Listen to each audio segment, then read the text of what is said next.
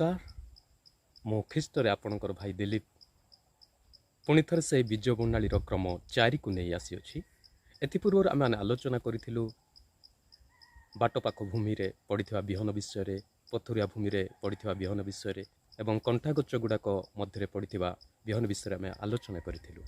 आज आसतु आमने से उत्तम भूमि विषय आम आलोचना करवा जहाँकि प्रभु जीशु मार्क पुस्तक 4 अध्याय 8 पदर से प्रकाश करती जिते जड़े बुणाली बुणिले केतेक विहन भल भूई में पड़ा आउ ताहा बढ़ी उठी 30 गुण 60 गुण और 100 गुण पर्यंत फल फलिला।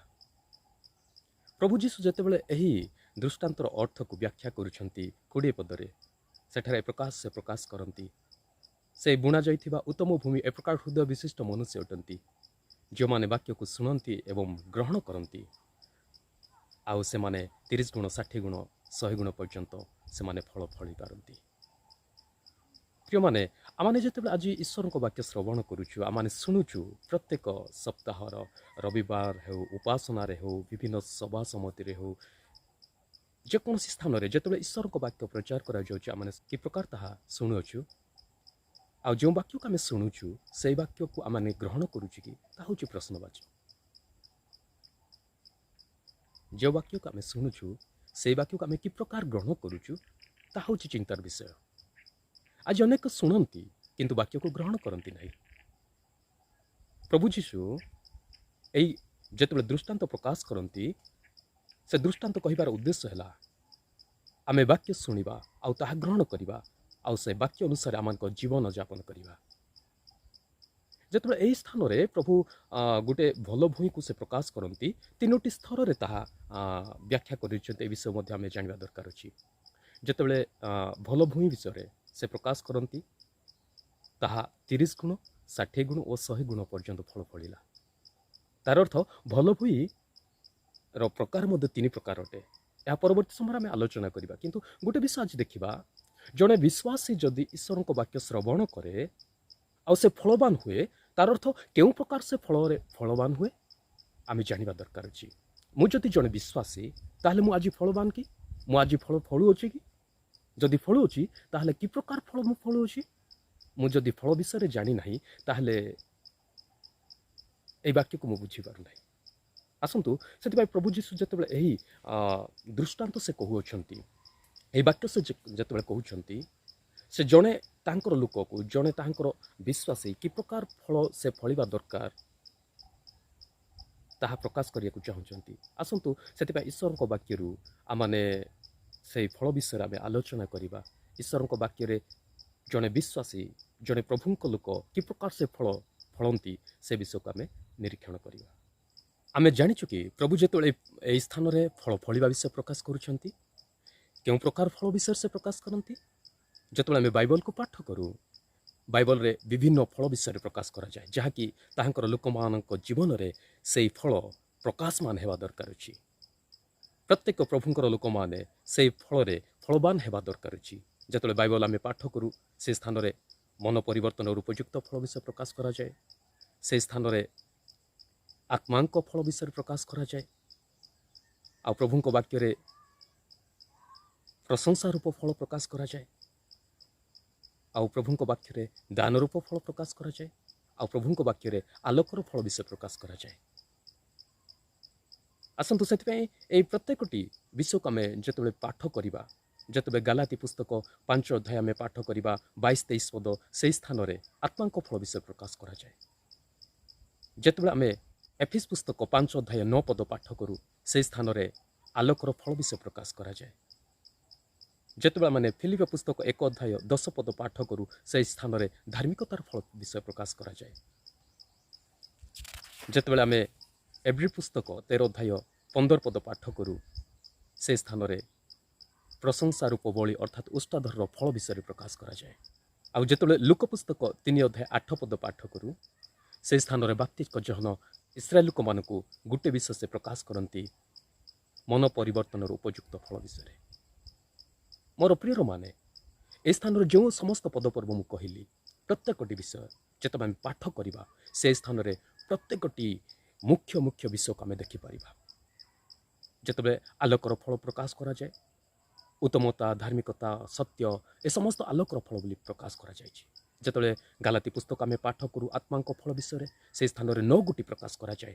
ପ୍ରେମ, ଆନନ୍ଦ, ଶାନ୍ତି, ଦୀର୍ଘ ସହିଷ୍ଣୁତା, ପରୋପକାରିତା, ଭଦ୍ରତା, ବିଶ୍ୱସ୍ତତା, ଆତ୍ମସଂଯମ ଇତ୍ୟାଦି ଇତ୍ୟାଦି ପ୍ରତ୍ୟେକଟି ବିଷୟ। ଆଉ ଯେତେବେଳେ ଆମମାନେ ରୁମି ପୁସ୍ତକ ପାଠ କରୁ 15 ଅଧ୍ୟାୟ 28 ସେ ସ୍ଥାନରେ ଦାନରୂପ ଫଳକୁ ପ୍ରକାଶ କରାଯାଇଛି। ଫିଲିପିଓ ପୁସ୍ତକ 4 ଅଧ୍ୟାୟ 17 ମଧ୍ୟ ସେହି ଦାନରୂପ ଫଳ ବିଷୟ ପ୍ରକାଶ କରାଯାଏ। ତାହେଲେ ଆସୁ ଗୋଟେ ବିଷୟ ଆମେ ଧ୍ୟାନ ଦେବା। ଆଜି ଜଣେ ବିଶ୍ୱାସୀ ଭାବରେ ଆମମାନଙ୍କ ଜୀବନରେ ଉତ୍ତମତା, ଧାର୍ମିକତା, ସତ୍ୟ ରହିଛି କି? ଯଦି ନାହିଁ ତାହେଲେ ଆମମାନଙ୍କ ପାଖରେ ଫଳ ନାହିଁ। ଯଦି ଆତ୍ମାଙ୍କ ଫଳ ଆମ ଜୀବନରେ ନାହିଁ, ପ୍ରେମ, ଆନନ୍ଦ, ଶାନ୍ତି, ଦୀର୍ଘ ସହିଷ୍ଣୁତା, ପରୋପକାରିତା ଇତ୍ୟାଦି ଇତ୍ୟାଦି, ତାହେଲେ ମଧ୍ୟ ଆମେ ଫଳବାନ ନୁହଁ। ଜଣେ ବିଶ୍ୱାସୀ ଭାବରେ ଆମେ ଫଳବାନ ହେଇପାରିନାହୁଁ। ଯଦି ଆମମାନଙ୍କ ହସ୍ତ ଦ୍ୱାରା ଈଶ୍ୱରଙ୍କ ଗୌରବ ନିମନ୍ତେ ଦାନରୂପ ନୈବେଦ୍ୟ ଆମେ ସମର୍ପଣ କରିପାରୁନାହୁଁ, ଦେଇପାରୁନୁ, ତାହେଲେ ମଧ୍ୟ ଆମମାନେ ଦାନରୂପ ଫଳରେ ଆମେ ଫଳବାନ ହୋଇନାହୁଁ। ଜଣେ ବିଶ୍ୱାସୀ ଦାନ ଦେବା ନିହାତି ଦରକାର ଅଛି। ତା ସହିତରେ ଯେତେବେଳେ ଆମେ ବିଭିନ୍ନ ପରିସ୍ଥିତି ଅବସ୍ଥା ମଧ୍ୟରେ ପ୍ରଭୁଙ୍କର ସେ ଅନୁଗ୍ରହକୁ, ପ୍ରଭୁଙ୍କର ସେ କୃପାକୁ ଯେତେବେଳେ ଆମେ ଅନୁଭବ କରୁଛୁ, ଯେତେବେଳେ ଆମ ଜୀବନରେ ଲାଭ କରୁଛୁ, ସେ ସମସ୍ତ ନିମନ୍ତେ ଆମେ ଈଶ୍ୱରଙ୍କୁ ଧନ୍ୟବାଦ ଦେବା ଦରକାର ଅଛି। ତା ସହିତରେ ଈଶ୍ୱରଙ୍କର ସେହି ମହାନତାକୁ ଆମେ ସ୍ମରଣ କରିବା ସହିତରେ ଈଶ୍ୱରଙ୍କର ଗୁଣଗାନ କରିବା ଦରକାର ଅଛି, ଈଶ୍ୱରଙ୍କର ପ୍ରଶଂସା କରିବା ଦରକାର ଅଛି। ପ୍ରତ୍ୟେକ ଲୋକମାନେ ଈଶ୍ୱରଙ୍କ ନିକଟରେ ଯେତେବେଳେ ପ୍ରଶଂସାର ନୈବେଦ୍ୟକୁ ଉତ୍ସର୍ଗ କରନ୍ତି, ତାହା ମଧ୍ୟ ଗୋଟିଏ ଫଳ ଅଟେ। ଆଜି ଆମ ଜୀବନରେ କେଉଁ ପ୍ରକାର ଫଳ ଅଛି? ଆତ୍ମାଙ୍କ ଫଳ ଅଛି କି? ସେଇ ଆଲୋକର ଫଳ ଆମ ଜୀବନରେ ଅଛି କି? ମନ ପରିବର୍ତ୍ତନ ରୂପ ଫଳ ଆମ ଜୀବନରେ ଅଛି କି? ଦାନ ରୂପ ଫଳ ଆମ ଜୀବନରେ ଅଛି କି? ଈଶ୍ୱରଙ୍କ ପ୍ରଶଂସା କରିବାର ସେ ସ୍ୱୀକାରକାରୀ ଅଷ୍ଟାଧରର ଫଳ ଆମ ଜୀବନରେ ଅଛି କି? ଯଦି ନାହିଁ ତାହେଲେ ଆମେ ଫଳବାନ ହୋଇନାହୁଁ। ଆଜି ଯେଉଁ ସମସ୍ତ ବାକ୍ୟ ଆମେ ଶ୍ରବଣ କରୁଛୁ, ଆଲୋଚନା କରୁଛୁ, କାହିଁକି? ପ୍ରଭୁ କ'ଣ ଚାହାନ୍ତି? ପ୍ରଭୁ ଚାହାନ୍ତି ଆମେ ପ୍ରତ୍ୟେକ ଜଣ ଏ ପ୍ରକାର ଫଳରେ ଫଳବାନ ହେଉ। ଆମ ଜୀବନରେ ଉତ୍ତମତା ଆସୁ, ଧାର୍ମିକତା ଆସୁ, ଆମ ଜୀବନରେ ସର୍ବଦା ସତ୍ୟ ରହୁ, ଆମ ଜୀବନରେ ପ୍ରେମ, ଶାନ୍ତି, ଆନନ୍ଦ, ଦୀର୍ଘ ସହିଷ୍ଣୁତା ଏ ସମସ୍ତ ବିଷୟ ଭରିଯାଉ। ପ୍ରଭୁ ଚାହାନ୍ତି ଏ ସମସ୍ତ ଭରପୁର ହେବା ଦରକାର ଅଛି। ଦୈନନ୍ଦିନ ଜୀବନରେ ଆମେ ଈଶ୍ୱରଙ୍କର ଗୁଣାନୁବାଦ କରିବା ଦରକାର ଅଛି, ଈଶ୍ୱରଙ୍କର ପ୍ରଶଂସା କରିବାର ଦରକାର ଅଛି। ଏହା ମଧ୍ୟ ପ୍ରଭୁ ଚାହାନ୍ତି। ଆଉ ଯଦି ଆମେ ଆମ ଜୀବନରେ କିଛି ତ୍ରୁଟି କରିଥାଉ, କିଛି ଯଦି ଭୁଲ କରୁ, ତାହେଲେ ଅତି ଶୀଘ୍ର ଆମେ ପରମେଶ୍ୱରଙ୍କ ନିକଟକୁ ଫେରିଆସୁ। ଏ ପ୍ରକାର ମନ ପରିବର୍ତ୍ତନ ଫଳ ମଧ୍ୟ ପ୍ରଭୁ ଚାହାନ୍ତି। ତାହେଲେ ଏହି ସମସ୍ତ ଫଳ ଆମ ଜୀବନରେ ଅଛି କି? ଆମେ ସମସ୍ତ ଫଳରେ ଆମେ ଫଳବାନ ହେଇଛୁ କି? ସେ ସମସ୍ତ ବିଷୟ ହେଉଛି ଚିନ୍ତାର ବିଷୟ। ତେଣୁ ଆସୁ ଈଶ୍ୱରଙ୍କ ବାକ୍ୟ ଦ୍ୱାରା ଆମେ ନିଜକୁ ପରୀକ୍ଷା କରୁ। ଈଶ୍ୱର ଚାହାନ୍ତି ଆମ ଜୀବନରେ ପ୍ରେମ ସର୍ବଦା ବାସ କରୁ। ଆମେ ଅନ୍ୟମାନଙ୍କୁ ପ୍ରେମ କରିବା ଦରକାର ଅଛି। ଏହା ପ୍ରଭୁଙ୍କର ପ୍ରଧାନ ଆଜ୍ଞା ଅଟେ। ଆମେ ଅନ୍ୟମାନଙ୍କୁ ପ୍ରେମ କରିପାରୁଛୁ କି? ଆମ ଜୀବନରେ ଈଶ୍ୱର ଦତ୍ତ ସେହି ଶାନ୍ତି ରହିଛି କି? ଆମ ଜୀବନରେ ଉତ୍ତମତା ଅଛି କି? ଆମ ଜୀବନରେ ସତ୍ୟ ଅଛି କି? ଇତ୍ୟାଦି ଇତ୍ୟାଦି ଯେଉଁ ସମସ୍ତ ଫଳ ବିଷୟରେ ମୁଁ ପ୍ରକାଶ କଲି, ପ୍ରତ୍ୟେକଟି ଫଳ ଗୋଟିଏ ଗୋଟିଏ ବିଷୟ ନେଇ ନିଜକୁ ଆମେ ପରୀକ୍ଷା କରିବା। ସେ ପ୍ରକାର ଫଳ ଆମ ଜୀବନରେ ଅଛି କି?